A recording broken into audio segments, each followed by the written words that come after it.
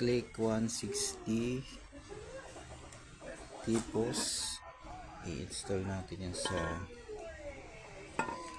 125 160 tipos. Parang plug and play naman, subok lang. Brand new to, brand new. Kasi itong gagamitin natin, TTGR front shock na i-modify na natin yung kabitan ng fender para maganda, hindi tayo gumagamit ng mga clam lang na ordinary. Dapat may ano tayo, may uka na yan, pinatorno ko na yan. Nice yan, nice. So fitting